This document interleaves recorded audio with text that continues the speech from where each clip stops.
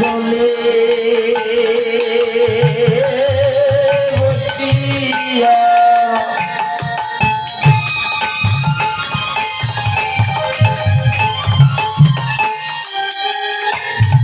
সে কাঁদিয়া কাঁদিয়া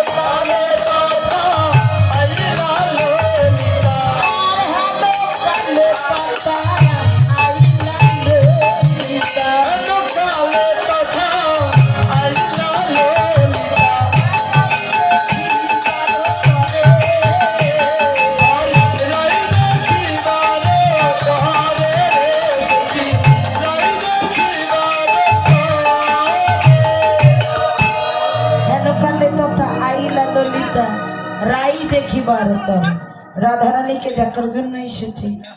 এসে দেখে রাধারানী অঝরে নয় দেখাচ্ছে। বলো কিরে তুই কাঁদছিস কেন? অসময়ে কেউ কাঁদে? তুই কেন কাঁদছিস? রাধারানী বলছে সখী আমি কেন কাঁদি? কাঁদার কি আর সময় লাগে? কৃষ্ণ বলে কৃষ্ণ নামে যদি কেউ কাঁদে তাতে কি সময় লাগে রে? কোন তিথি লাগে? ভালো দিন লাগে? ওই মানুষটার কথা যখনই মনে পড়ে তখনই তো চোখে জল চলে আসে। কিন্তু কাঁদার কারণটা কারণ আমি জলে ভরিতে গিয়া যে মানুষটাকে প্রত্যেক দিন দেখি সেই মানুষটার আগের মতো নেই। আমি মানুষটাকে যে দেখেছি অন্যরকম দেখলাম। কিরকম জানিস? আমি দেখিলাম ওই জল ভরিতে গিয়া আমি কি রূপ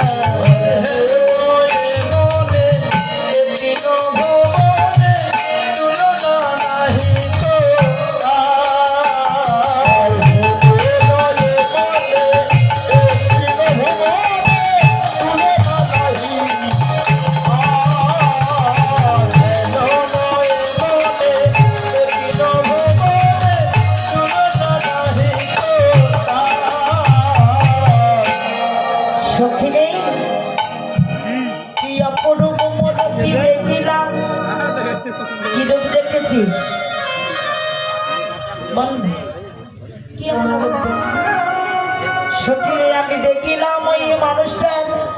আচ্ছা বলুন তো কি থেকে শুরু করবো মা? মানুষটার কোথা থেকে শুরু করবো? যে রূপ দেখেছি। আচ্ছা বলো সর্বপ্রথম। আচ্ছা এটা আস্তে আস্তে। আচ্ছা মামা ছেলের বিয়ে দিয়েছেন? বিয়ে হয়েছে ছেলে? মেয়ের বিয়ে দিয়েছেন? ছোট ভাই বিয়ে দিয়েছেন? তাহলে ভাই বউ দেখতে গেছেন অবশ্য। তো কি দেখেছেন আগে বলুন তো? মুখমণ্ডল। আপনি দিয়েছেন ছেলের বিয়ে, বউ দেখেছেন, বউ দেখতে গেছেন, কি দেখেছেন বউ? সর্বপ্রথম কি আগে দেখেছেন? হ্যাঁ?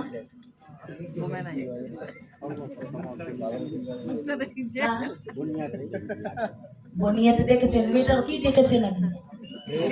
মুখ দেখেছেন। আচ্ছা আপনারা দেখেছেন, কি দেখেন আগে? আচ্ছা বেশ, আজকে জানার দরকার আছে, জানার দরকার আছে। অজানার জন্য তো জানার জন্য তো কীর্তন, কি জানার দরকার আছে।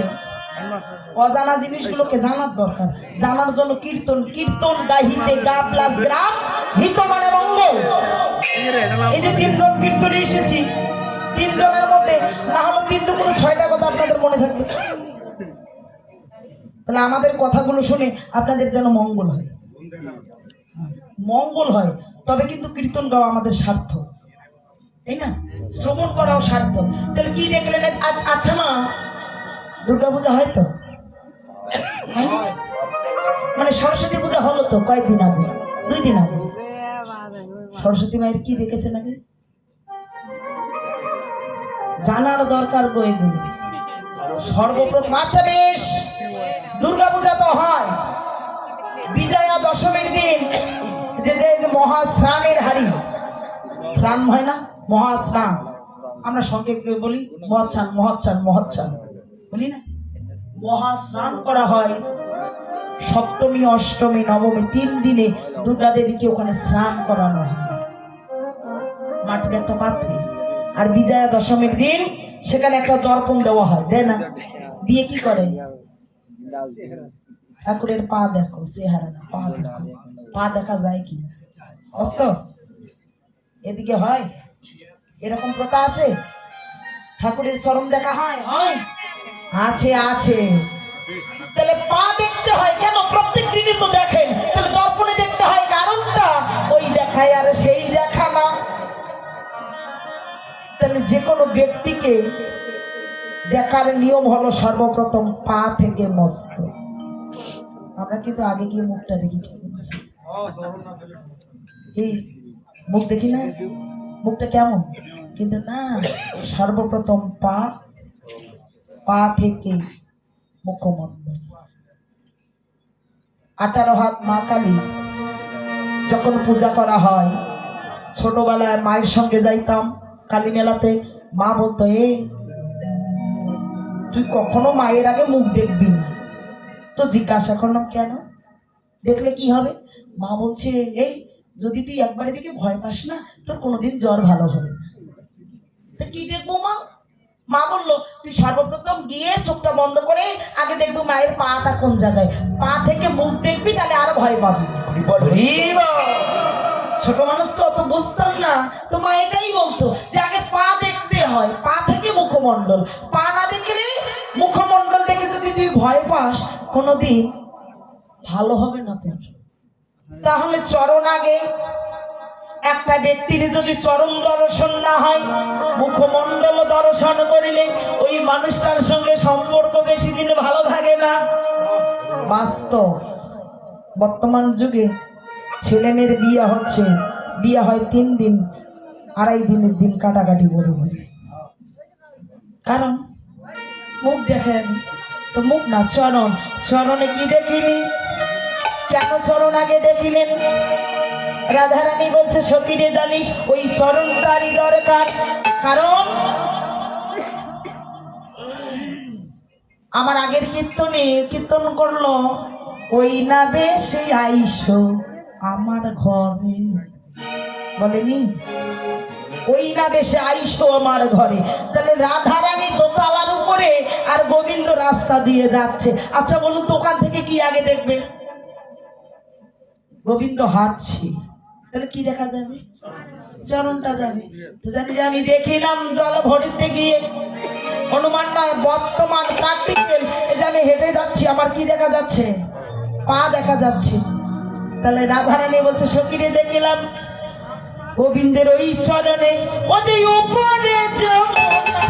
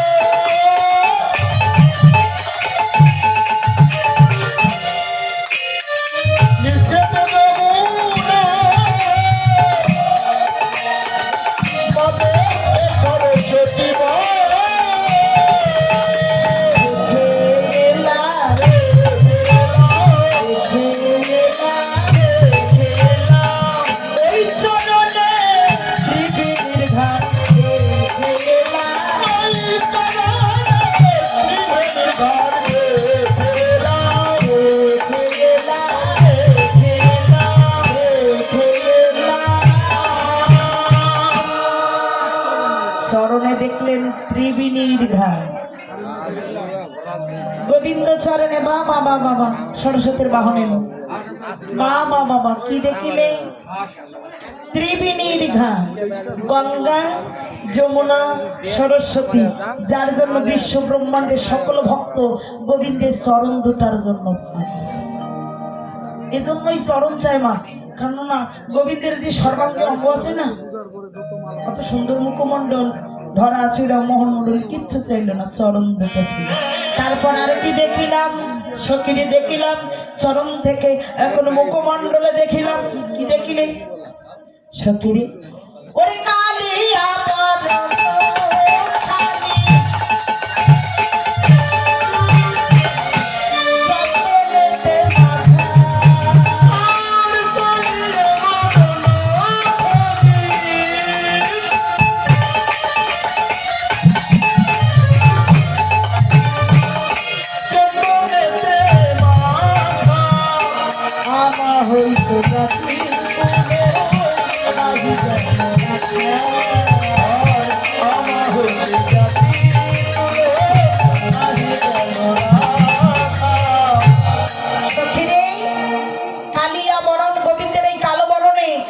নয়নে যে নয়ন দেয়, তার কুল মান যা পা কিচ্ছু থাকে না। আর কি দেখিলাম? কেন থাকে না জানিস? কেন থাকে না? গোবিন্দ বেঁধেছে বিনোদ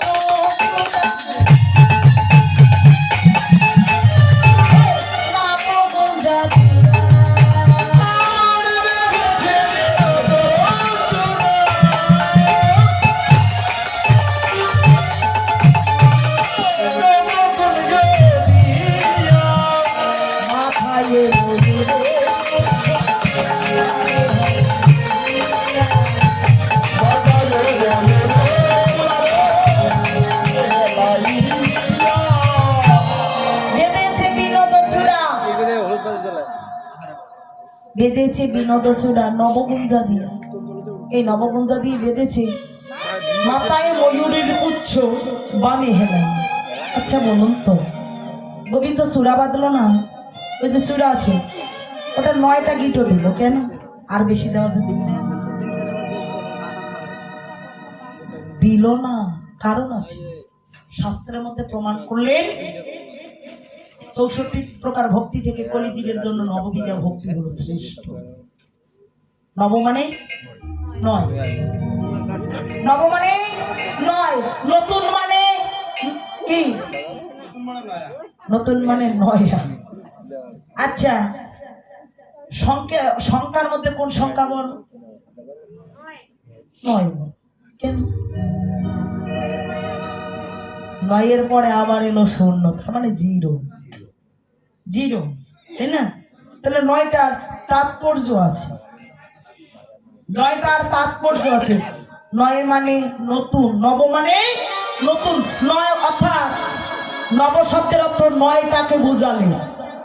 বেঁধেছে বিনোদচূড়া নব, নব মানে নতুন, নব শব্দে নয়। তাহলে শাস্ত্রে আছে নববিধা ভক্তি। মহাজন বললেন তোমার দেহটা হলো নতুন, দেহটা নয়া না।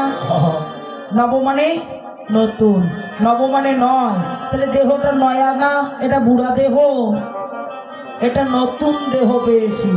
তাহলে নতুন দেহে মহাজন বললেন, কি বললেন, তোমার দেহ ঘরে আছে 9টি দ্বার বিশিষ্ট দেহ। 9টি দ্বারের হয় একটা লক্ষ্য, তারাই পৌঁছে যায় লক্ষ্যে। যাদের দ্বারের প্রতি লক্ষ্য নাই, তারা লক্ষ্য ভ্রষ্ট হয়ে গেছে। হরিবল।